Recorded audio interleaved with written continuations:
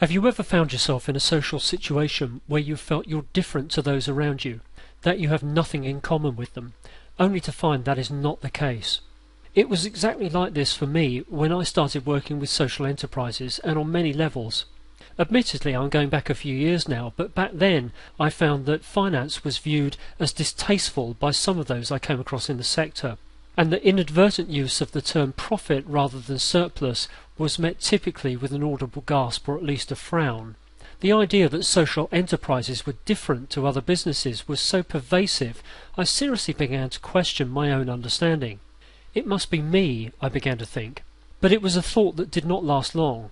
I soon saw that the financial challenges social enterprises face were every bit as daunting as those of the many troubled commercial businesses I worked with. Frankly, there was a hard-to-sell message social enterprises needed to hear. See to your financial sustainability first, because without this taken care of, you can forget about attaining your social or environmental aspirations and goals. Since that time, we've seen grants slashed, donations shrink dramatically, and the onus switch from fundraising to generating funds from trading, typically by providing services, and a much harsher commercial environment where the service level agreement is king. And let's say a couple more words about grants. Even if your entity benefits from a startup grant, it is invariably on the basis that you soon migrate to a fully fledged commercial model. And even with renewable grants that are supposedly for the longer term, the amounts are dropping. There are break clauses within them. They are not what they once were. Established charities have, of course, long recognised the benefit of commercial arms to augment their other income.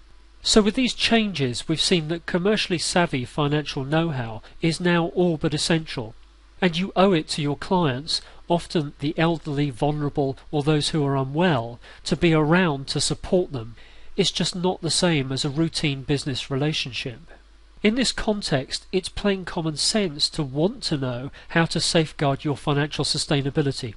But social enterprises are all too often stymied by things like trying to assess their contract profitability using charity-style income and expenditure accounts, or just not asking these sorts of questions at all.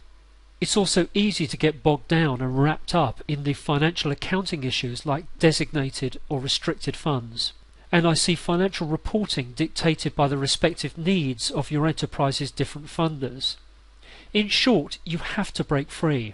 Now, this is not to suggest that you ignore the legitimate requests of your funders, nor that you flaunt laid down accounting rules and standards. But critically, there is a need to distinguish between how you make sense of finance internally and how you report it externally. This is an essential prerequisite if you are serious about you being in control of your finances rather than your finances being in control of you.